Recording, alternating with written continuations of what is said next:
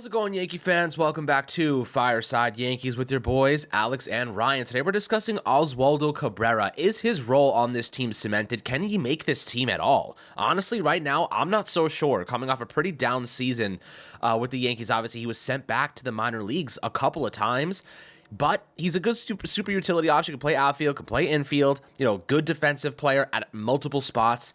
But his offensive game has a lot to be desired. And ultimately, we ask ourselves, what value does he have to this club right now? If you look at, the fact we bring in Trent Grisham, obviously going to be that fourth outfielder. You still have Stanton. Infield, you have Peraza, who seems to be kind of graduating into this utility role. Where does Oswaldo Cabrera make an impact? Does he just sit there and wait for an opportunity? Or do the Yankees have him in AAA and then call him up when need be? Ryan, we're going to discuss this today, obviously, but definitely want to get your thoughts down below in the YouTube comment section. Obviously, Cabrera is kind of an interesting player who the upside is there. We've seen it, but he hasn't been able to put it all together yet. So, Ryan, before we dive into the good stuff, how you doing tonight, my friend?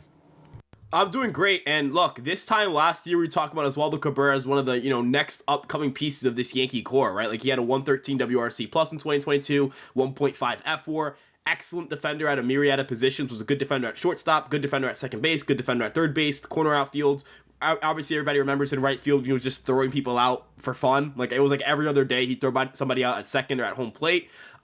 We know that the defensive tools are good. Like that's always been a thing that he's done well. Left field isn't his spot. Like he's just not a lefty. Like left field's a tough position to play anyways. He wasn't terrible out there. He was just below average. He's still a great defensive infielder. The tools there are excellent. He's shown an ability to play some first base. But the issue with him has been the bat, right? Like that's the thing everybody's focused on. That was the big regression from 2022. Went from, again, a 113 WRC plus hitter to a 60 WRC plus hitter. You go from, hey, this is a guy that you want hitting 6th or 7th in your lineup every day to you don't want this guy ever seeing the plate. And, it's concerning. It is, for sure. Like, we see him just completely change his offensive profile. He had a 50% fly ball rate in 2022, 47.2% in AAA. He was a big fly ball hitter. That was always his profile. That was always his game. That was what he did really well. And in 2023, the ground ball rate increases, the fly ball rate drops, the line drive rate drops, the sweet spot rate drops. Everything just gets considerably worse. The power drops. Alex, a big thing for him is going to be going out there in 2024 and trying to put the ball in the air again. I know that people don't want to hear this. People don't want to hear me say a young player should go out and, try to add more loft in the swing or pull the ball more because, that's typically seen as things that, don't come with maturity or whatever. Like maturity's hitting the ball the other way or increasing your contact rates or whatever it may be. But we're talking about a modern game in which, these like kind of what we used to think made a good hitter isn't necessarily what makes a good hitter today.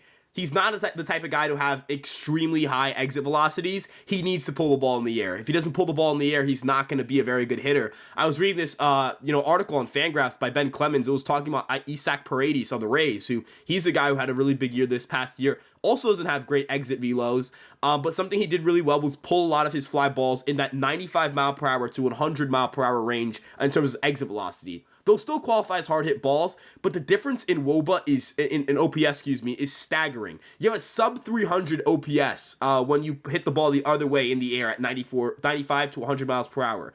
But an OPS of well over like 1,200 when you pull the ball in the air at that velocity range. So, when we're looking at Oswaldo Cabrera here, right, and we see that fly ball rate go down, we see the pull fly ball rate go down, and we see that his exit velocities, he doesn't get to those upper percentiles. He's maxed out at around 107 to 108 miles an hour.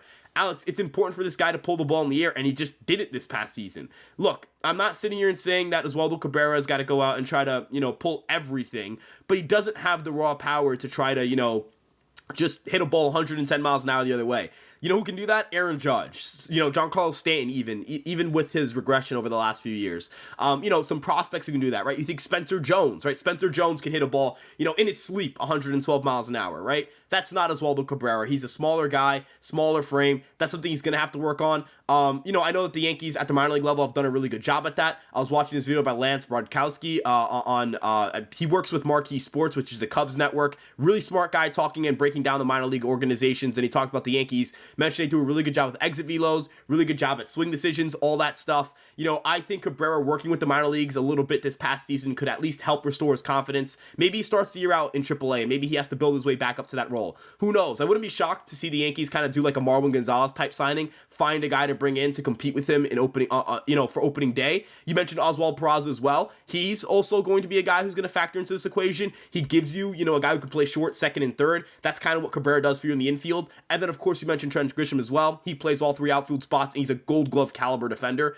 Look, I don't mean to overplay Trent Grisham's value here, but he is a starting caliber center fielder. This is a guy who's very similar to what Kevin Kiermaier was going to be for the Yankees if we did sign him, and he's your fourth outfielder. So it's not like Cabrera's spot on this team is guaranteed. I think that, the Yankees are in a good spot to give him time to actually develop. We saw last year, they couldn't just keep him in AAA develop. They had to keep calling him up, right? They had to say, oh, we lost the guy. We have to call up Cabrera. That's no longer the case. Jorbit Vivas is another guy in the organization who can play some infield.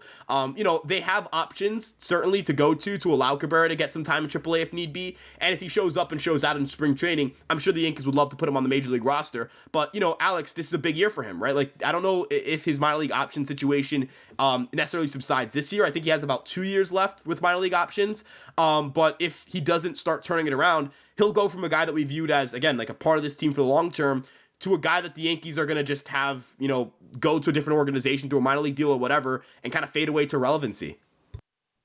Yeah, look, right now, Oswaldo Cabrera, this is a turning point in his career. As you kind of referenced, his ground ball rate skyrocketed. His fly ball rate dropped, and it was pretty drastic.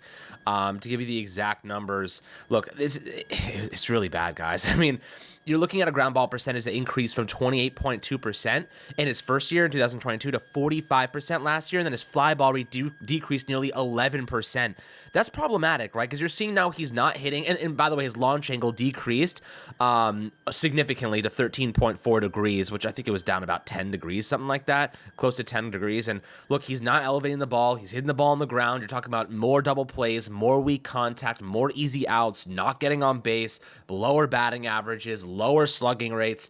This is a player that literally looked like a shell of himself last season. And I think a lack of confidence had a lot to do with it. But the truth is simple.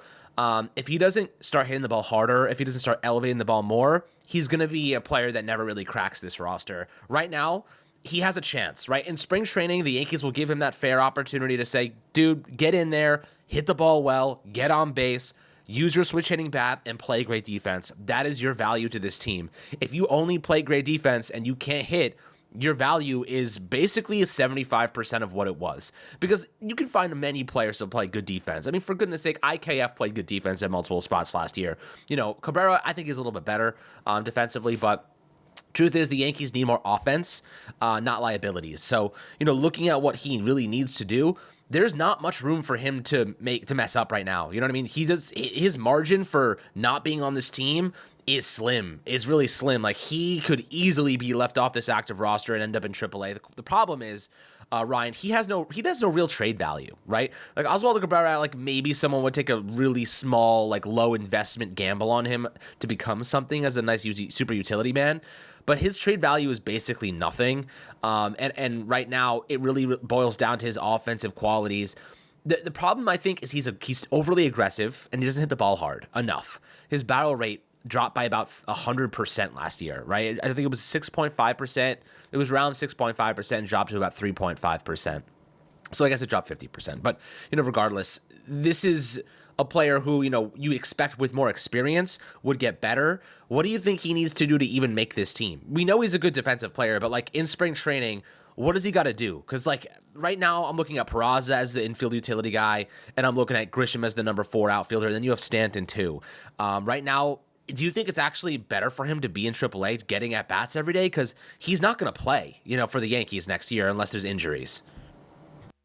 Yeah, so the way I'm going to look at this is, the Yankees have options, right? The Yankees can kind of figure it out as spring training goes along and as guys get hurt and as guys slump and as different things happen. Third base is a huge question mark. Like, I think LeMahieu is a solid major league player. He's kind of almost like, you would argue he's kind of like painfully average, right? Like, you kind of wish you could have more there, but end of the day, you're not going to be upset if he gives you, like, good defense and like a 100 WRC plus. That's certainly playable. But, looking at the rest of the third base depth chart, Peraza, question mark, Jorbit Vivas, question mark, and Cabrera can play third, question mark, right? So, and again, LeMahieu's injury history, like, even if we're talking, like, removing the conversation of he's going to get older, at some point, he's going to regress and no longer be a quality major league player. Will that be next year? That's already one question. Then, remember in 2021 and 2022, he missed the postseason both of those years due to injury. So that's two more, questions you have to ask, right? Like, is he going to be healthy for the Yankees come October? Are they going to need somebody to fill in at third base? Can he survive the full season? Who knows, right? Like, those are questions you obviously have to ask with the guy who's entering,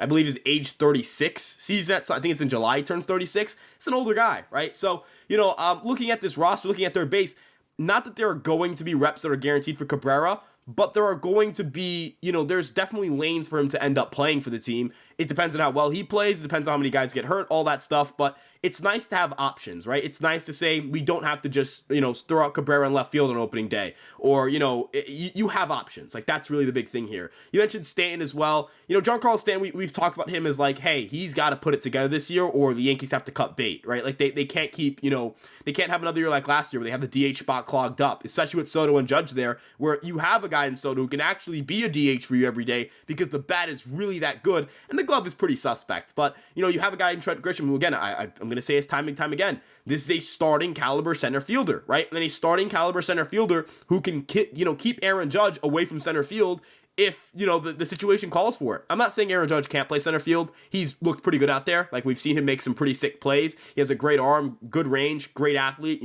smart guy, knows how to, make routes and everything like that. But you're obviously concerned about how his body's going to hold up, over the course of 162 playing center field. So, end of the day, there are a lot of lanes for the Yankees to do different things in the position player side of things. There are a lot of lanes for the Yankees to try different, infield, outfield combinations and just kind of figure out what works and what sticks. I know that people don't like the idea of the Yankees mixing up their lineups, but guess what? That's what they're going to have to do this year because they don't know who their leadoff hitter is, and we're not going to know, right? They don't know if Judge is better ahead of Soto or if Soto's better ahead of Judge or whatever it may be. They don't know how good Stan's going to be next year. If Stan's really good, are you going to hit him sixth all year? Like, that doesn't make sense. You have to move him up the order. If Glaber, if he looks more like he did in the second half, are you going to hit him third, right? Rizzo, if he has a big year, like, where are you going to hit him? Verdugo, based on how well he plays, where are you going to hit him? Like, I don't know. I know that people, again, they don't want to hear this. I know that this is something that, people have kind of complained about for years, where it's like the Yankees don't have consistent lineups. No team has consistent lineups. That's baseball nowadays. There's more leeway for managers to, mix things up, which is pretty ironic considering that people think that, like, the manager doesn't have any control over the lineups. I can tell you that managers definitely have control over the lineups. Front offices try to stay away from that for a reason. They could send suggestions. They could be like, hey, we think you should lead off Juan Soto. But if Aaron Boone goes, no, I'm not going to, then he's not going to lead off, right? And they're going to try different things. Maybe they do try leading off Soto. Like, I mean, I don't know about you, Alex, but there are like 3 or 4 guys in this roster I look at and say, are they going to lead off next year? Like, how many times we see them lead off next year? And then, kind of circling back to Cabrera here, the amount of question marks on this team is good and bad for Cabrera. Good in the sense that it means that there are going to be opportunities that could open up for him. Bad in the sense that it means that there are a lot of other guys who could break out and eat into his playing time. So, will Peraza step up? If he steps up, I mean, imagine if he's like a 105 WRC plus hitter next year with great defense. He's your everyday third baseman. He's a solution there. Maybe he's your everyday second baseman if Glaber leaves in free agency. Who knows, right? But those are situations where, like, Cabrera's going to have to outplay people, and he's not necessarily in the spot to, as you mentioned, get a lot of plate appearances to do so. It'll be an interesting year for him. Like, this is a weird year for him. This is a unique situation. He's kind of got to fight his way back into the roster, but I think that's a sign of good roster construction if a player like him has to fight his way back, not just into the starting lineup, but onto the 26-man roster. Exactly. This is, you don't want guys like Oswaldo Cabrera to be starting because it means you have a severe lack of talent on your roster, which is exactly what happened last year. He was competing with Aaron Hicks for the starting left field position, and he played a lot of games. I think like over 110 games he played last season. So, you're looking at a guy that, like, it's actually good that he's in this spot because it means we have a lot more talent. This roster is going to look a lot different in 2024, which is a very good thing. But guys, always happy to hear perspectives down below. Do you think Oswaldo Cabrera is going to make this team? Right now, I'm unsure. I think it's like kind of like a 30% chance he does, 70% chance he doesn't. That's kind of where I'm sitting. I think he ends up in AAA getting everyday at-bats, and if there's injuries, they need him, he'll get called up. But always happy to hear your thoughts down below. Make sure to like and subscribe, and we'll catch you guys on the next Fireside Yankees episode.